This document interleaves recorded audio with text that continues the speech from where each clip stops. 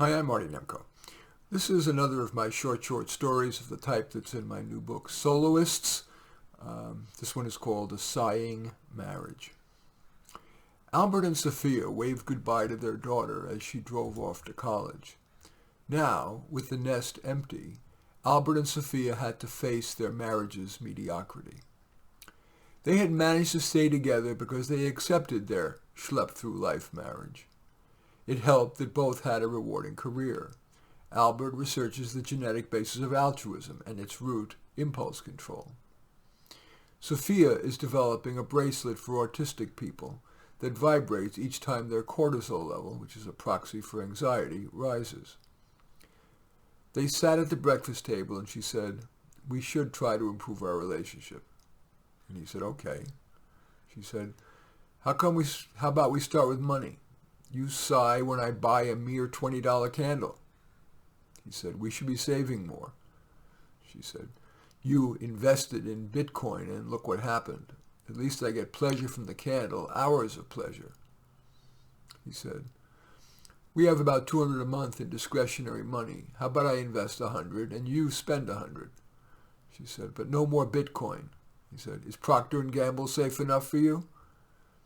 She said, "Our government is ever more anti-corporate. I'm not comfortable betting on a U.S. company."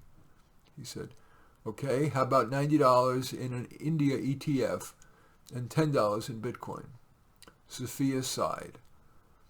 "Okay, let's turn to a harder issue. Communication. When I talk, you only half pay attention, and I sense you want to end the conversation as fast as possible."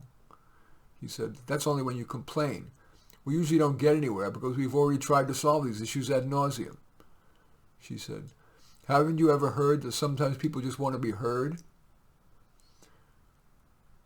He said, "How about each night at dinner, either of us can talk for a few minutes uninterrupted and the other person has to listen carefully?"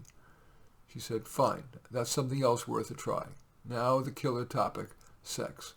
We're down to once a month and I know you're doing it only out of obligation. As far as you're concerned, we would never have sex." He sighed. "We've tried everything. Should we try a sex therapist?" She said, "Okay, and let's see how well the money and communication experiments work." They gave each other a perfunctory hug. He went to his laptop and she phoned a friend. The sex therapist ended the first session with, "So, shall we meet at the same time next week?" Albert and Sophia looked at each other knowingly, and Sophia bravely said, "We'll get back to you." And the therapist sighed. When they left the office, both of them broke out in laughter. She initiated the therapist's officious European accent. "You'll need to communicate better und mehr betreiben lubricant or even peacock feathers." Albert smiled. "Sounds like Dr. Ruth. We would have gotten more benefit from retail therapy. See how I encourage you to spend?" And they laughed. She said, "See? The therapist brought us together on something." The communication and money tactics worked well enough, but the lack of sex remained a thorn.